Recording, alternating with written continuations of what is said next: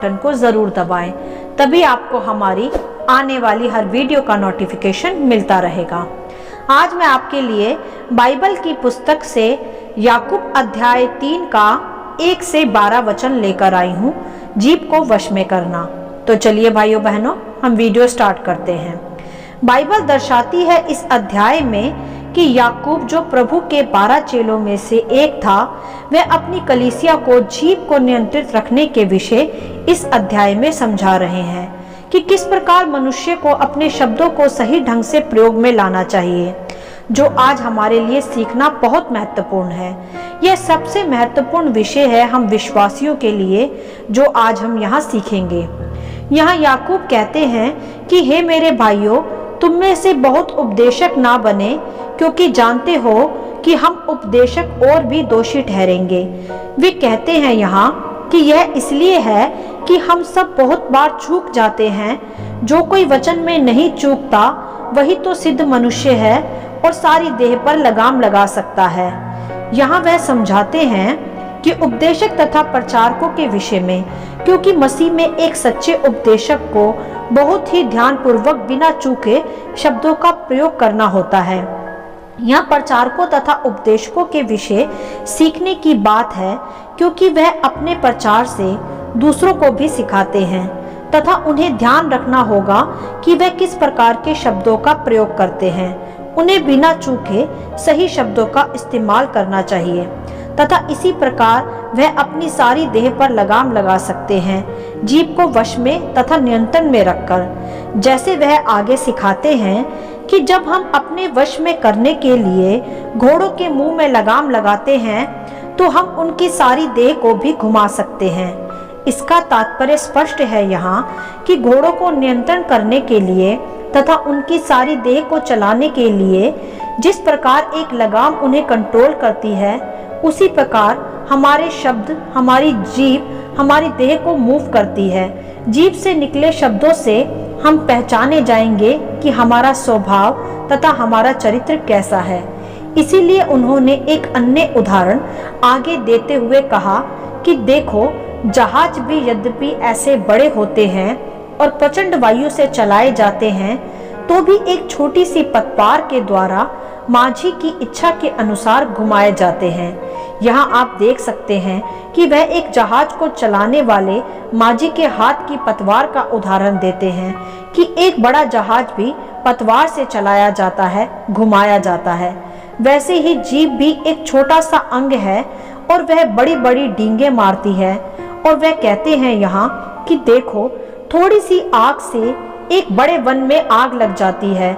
ऐसे ही यहाँ हमें सीखना है पहले इसका अभिप्राय कि जीभ हमारे शरीर का एक छोटा सा अंग है, परंतु वह कैसे बड़ी बड़ी बातें, बड़ी बड़ी डींगे मारती है, बड़े बड़े झूठे वादे बोलकर, बुरे शब्दों का प्रयोग करके आग लगाती है, झगड़े उत्पन्न करती है, किसी का हृदय घात करती है। यदि हम सही से इसका इस्तेमाल ना करें तो यह होता है जीभ का शब्दों का गलत ढंग से किया गया प्रयोग। इसीलिए यहाँ याकूब जीभ को वश में रखने के विषय आज हमें सिखा रहे हैं। वे कहते हैं आगे कि जीभ भी एक आग है और जीभ हमारे अंगों में अधर्म का एक लोक है और सारी देह पर कलंक लगाती है और नरक के कुंड की आग में भी जलाती है।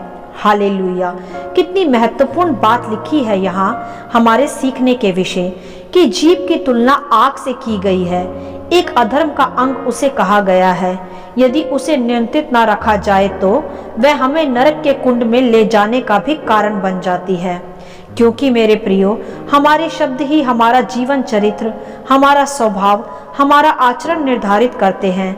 हमें ध्यान देना चाहिए कि हम क्या बोलते हैं, नेगेटिव या पॉजिटिव। कई बार हम गुस्से में नेगेटिव शब्द अपनी जुबान से कन्फेस करते हैं तथा दूसरों को घात करने वाले शब्दों का भी प्रयोग करते हैं, जो हमारे उद्धार को, हमारे अनंत जीवन को भी हमसे छीन लेता है। तो यहाँ आज हमारे सीखने की बहुत महत्वपूर्ण बातें हैं। कृपया आप ध्यान पूर्वक इन्हें समझें कि प्रभु आज इस वचन के द्वारा हमें क्या समझाते हैं। जीभ ही हमारे शरीर का वह अंग है जो हमारी देह पर कलंक भी लगा सकती है तथा हमें नरक भी भोग सकती है। तो सबसे महत्वपूर्ण हुआ ना ये संदेश आज हमारे लिए, क्योंकि मनुष्य बोलते समय नहीं सोचता कि वह क्या कहता है। बस गुस्से में वह कभी कभी गलत शब्दों का प्रयोग कर अपने सेल्वेशन को भी समाप्त कर देता है। जैसे आगे वह कहते भी हैं कि क्योंकि हर प्रकार के वन पशु, पक्षी और रेंगने वाले जंतु और जलचर तो मनुष्य जाति के वश में हो सकते हैं, और वह है भी, परंतु जीव को मनुष्य में से कोई वश में नहीं कर सकता। वह एक ऐसी बला है जो कभी रुकती ही नहीं, वह प्राणनाशक विष से भरी हुई है। यहाँ वह साफ साफ समझा रहे हैं हमें कि समस्त पृथ्वी भर के वन पशु, जीव जंतु सभी मनुष्य के नियंत्रण में है। वह उन्हें नियंत्रित भी कर सकता है, परंतु जीव एक ऐसी बला है मनुष्य की देह में जिसे वह नियंत्रित नहीं कर पाता, और इस कारण वह गलत शब्दों का प्रयोग कर वह दूसरों के लिए विष का काम करता है तथा खुद के लिए भी, जैसे गाली गलौज करना, शाप देना, नेगेटिव बोलना इत्यादि। यह सब गलत है जो हमें नहीं बोलना चाहिए। हमें अपने स्वभाव में अपनी जीभ तथा अपने शब्दों को नियंत्रित रखना चाहिए। यह एक छोटा सा अंग है हमारी देह का, परंतु यह वह बला है जो हमारे जीवनों में विष का काम करती है, जो हमें आत्मिक रूप से भी नुकसान पहुंचाती है। तो ध्यान दे कि हम क्या बोलते हैं, हमारे शब्द कैसे हैं। एक विश्वासी को प्रभु में बने रहने के लिए अपने शब्दों को सदा परख कर बोलना चाहिए, क्योंकि इससे उसका चरित्र भी प्रकट होता है और उसकी मसीहत भी। जैसे आगे वह कहते भी हैं कि इसी से हम प्रभु और पिता की स्तुति करते हैं, और इसी से मनुष्य को जो परमेश्वर के स्वरूप में उत्पन्न हुए हैं उन्हें शाप देते हैं। हालेलुया। तो क्या दर्शाता है यह वचन? यह वचन साफ साफ दर्शाता है मेरे प्रियो कि हम विश्वासी जन जो पिता परमेश्वर को अपने मुख से स्तुति आराधना करते हैं, उसका धन्यवाद करते हैं, क्या हमें शोभा देता है कि हम उसी मुख से उन मनुष्यों को जो परमेश्वर के ही स्वरूप में है उन्हें किसी प्रकार के क्रोध में आकर शाप दे या बुरा भला कहें? नहीं, हमें ऐसा बिल्कुल भी नहीं करना चाहिए। हमें शाप नहीं, सदा अपने मुख से आशीष ही देना है, चाहे परिस्थितियां कैसी भी हों। शाप देने को प्रभु ने हमें सदा मना किया है। बाइबल सिखाती है हमें कि हमारे मुंह से शाप नहीं वरन सदा आशीष ही निकलना चाहिए। परमेश्वर ने हमें शाप देने के लिए नहीं वरन आशीष का वारिस होने के लिए बुलाया है। और जो हम परमेश्वर के स्तुति अपने मुख से करते हैं, तो क्या हमें उसी मुख से बुराइयां करनी शोभा देती है या शाप देना? ना तो हमें बुराई करनी चाहिए, ना ही चुगली, ना ही डींग मारनी चाहिए अपनी बड़ाई करके, ना ही किसी को शाप देना चाहिए, क्योंकि यही जीव परमेश्वर ने हमें अपनी स्तुति आराधना करने के लिए तथा आशीष देने के लिए सौंपी है। जैसे वह आगे सिखाते भी हैं कि एक ही मुंह से धन्यवाद और शाप दोनों निकलते हैं। हे मेरे भाइयों, ऐसा नहीं होना चाहिए। क्या सोते के एक ही मुंह से मीठा और खारा जल दोनों निकलते हैं? यहाँ वह दर्शाते हैं कि एक ही झरने से मीठा तथा खारा दोनों प्रकार के पानी नहीं बह सकते। इसी प्रकार एक ही जीभ से जिससे तुम धन्यवाद करते हो, परमेश्वर की बड़ाई करते हो, स्तुति करते हो, उससे शाप कैसे निकाल सकते हो? हमें ध्यान देना है इस वचन के आधार पर कि हमें अपने शब्दों को ध्यानपूर्वक बोलना है। यह परमेश्वर की देह है, इससे सदा आदर के शब्द ही निकलने चाहिए, निरादर के नहीं। जिस प्रकार मीठा झरना मीठा जल देता है, खारा नहीं, हम भी पिता परमेश्वर का एक प्रकार का मीठे शब्दों का झरना ही है। सदा इससे अच्छे शब्दों का झरना ही बहना चाहिए, बुराइयों का नहीं। शब्द ही हमारे जीवन को आकार देते हैं मेरे प्रियो, तथा दूसरों के लिए भी आशीष का कारण बनाते हैं। यदि शब्द सही ना हो तो एक मसीह विश्वासी दूसरों के लिए आशीष नहीं, ठोकर का कारण बन जाता है। जैसे खारा जल बरसाने वाला झरना जिसमें से कोई जल ना पीना चाहे, वैसे ही वह एक और उदाहरण देकर हमें यहाँ आगे समझाते हैं कि हे मेरे भाइयों, क्या अंजीर के पेड़ में जैतून या दाख की लता में अंजीर लग सकते हैं? वैसे ही खारे सोते से मीठा पानी नहीं निकल सकता। यहाँ तो स्पष्ट है, जैसे अंजीर के पेड़ में जैतून नहीं उग सकता, वैसे ही हम विश्वासियों के मुख से बुराई भी ना निकले, शाप भी ना निकले, ये हमारे स्वभाव का हिस्सा नहीं होना चाहिए। हमें प्रभु ने आशीष का वारिस कहा है, झगड़े रगड़े या बुराई का नहीं, शाप का नहीं। तो आप खुद ही समझ लें कि हमें अपनी जुबान से कैसे शब्द निकालने चाहिए, दूसरों के लिए भी तथा खुद के लिए भी, पॉजिटिव या नेगेटिव।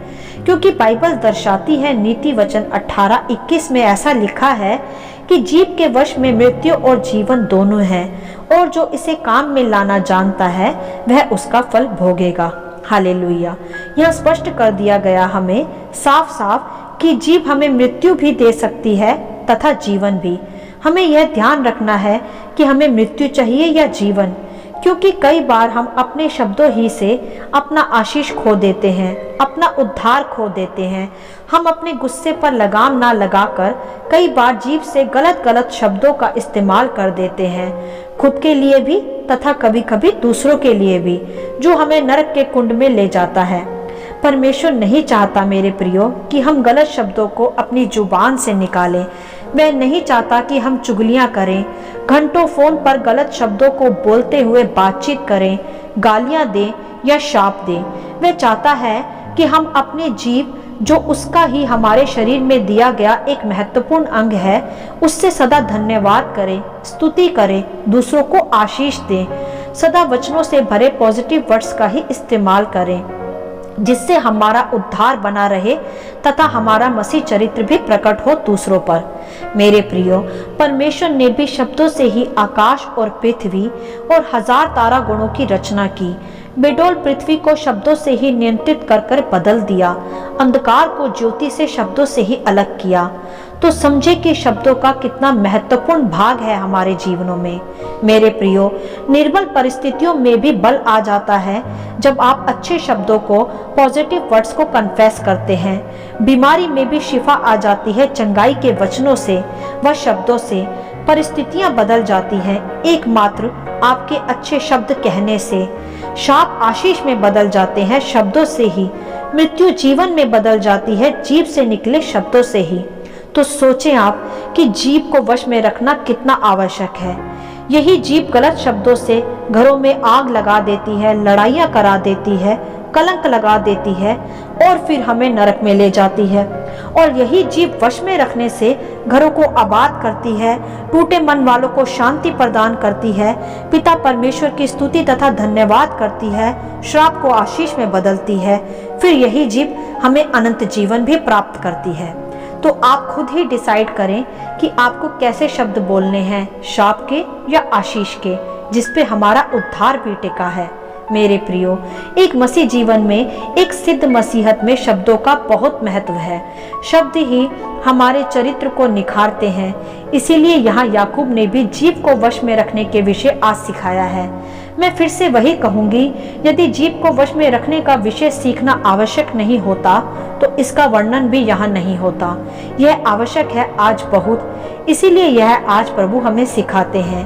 आज का युग भी एक अनियंत्रित युग है, जिसमें मनुष्य सब बातों पर नियंत्रण रखता है परंतु अपनी जीभ पर नहीं, जिसके कारण वह किसी के लिए ठोकर का कारण बन जाता है और अपने जीवन को फिर नाश की ओर ले जाता है और मृत्यु का भी वह कारण बनता है। इसीलिए आप भी जांचें कि आप कैसे शब्दों का प्रयोग करते हैं, दिन भर में आशीष का या श्राप का, बुराई का या भलाई का। यह आज हमें समझना होगा। मेरे प्रियो, हमें अपनी जीभ से स्तुति धन्यवाद करना है, आशीष देना है। सदा यही हमारी बुलाहट है तथा सच्ची मसीहत भी है। श्राप या बुराइयां या चुगली ये हमारा हिस्सा नहीं है। ये केवल नरक के कुंड के पात्र हैं और कुछ भी नहीं। हमें तो प्रभु ने अनंत जीवन का वारिस होने के लिए बुलाया है तथा आशीषों का भी, जो सदा हमें वचनों के द्वारा, पॉजिटिव वर्ड्स के द्वारा अपनी जीभ, अपने शब्दों से कहना है। जीभ ही वश में रखना सबसे महत्वपूर्ण भाग है उद्धार का। हमारे प्रभु के मुख से सदा पवित्र तथा आशीष के वचन निकलते थे तथा हमारे मुख से भी यही निकलना है। इसी में हमारा उद्धार छिपा है। मेरे प्रियो, जो आप आज बोते हैं वही काटेंगे। उत्तम शब्द, आशीष के शब्द अपनी जुबान से बोएं तथा उन्हें ही फलवंत होते हुए देखें। खुद में भी तथा अपने परिवार में भी शब्दों की जय को प्राप्त करें। जीभ को बुराई से वश में रखकर अपने परिवार में सदा आशीष के वचन कहते रहें। परमेश्वर यही चाहता है कि हम अपने जीभ को वश में रखें तथा परमेश्वर के दिए हुए सामर्थी वचनों को सदा अपनी जीभ से, अपनी जुबान से अपने जीवन में तथा अपने आसपास के लोगों के जीवन में भी आशीष के साथ बोते रहें। हालेलुया। आशा करती हूँ जीभ को वश में रखने का वचन का संक्षिप्त विवरण आप सभी को समझ में आया होगा। परमेश्वर आपको अपनी पवित्र आत्मा की भरपूरी से सदा भरता रहे। यदि आप चाहते हैं कि दूसरे भी इन्हें सुनकर आशीष पाएं, तो आप दूसरों के साथ भी इन्हें बांट सकते हैं, क्योंकि हमारे प्रभु यीशु मसीह की यही इच्छा है। आमीन and God bless you all.